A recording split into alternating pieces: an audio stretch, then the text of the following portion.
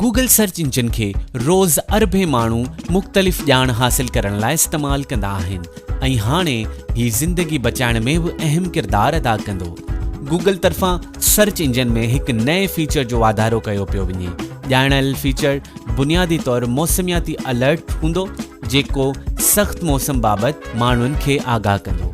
Google ॿुधायो त ईंदड़ महीने में हीट वेव्स ऐं मौसमियाती शिदत में वाध जी उमेद आहे, जंहिं सबबि हीट स्ट्रोक ऐं फोतियुनि जो ख़तरो वधी वेंदो। इन खे नज़र में रखंदे इहो नओं फीचर मुतारिफ़ करायो पियो वञे जंहिं में हीट वेव्स बाबति तफ़सील फ़राहम करण सां गॾोगॾु पाण खे महफ़ूज़ रखण लाइ मशवरा बि ॾिना वेंदा। गूगल मूजिबि गुज़िरियल साल हीट वेव्स बाबति सर्चिज़ में नुमाया वाध थी हुई ऐं हाणे सख़्त गर्मी बाबति तफ़सील ॼाणण जी कोशिश कंदा त खेनि ॿुधायो वेंदो त हीट वेव जी शुरूआति ऐं पुॼाणी केसिताईं थींदी या हू पाण खे महफ़ूज़ कीअं रखनि।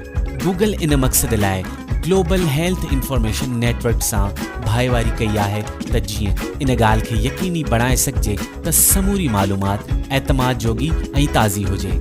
वाज़े रहे त गूगल इन खां अॻु ॿोॾि, ज़िलज़िले ऐं सामूंडी तूफ़ाननि बाबति वार्निंग अलर्ट्स जूं सर्विसिस बि मुतारिफ़ कराए चुको आहे।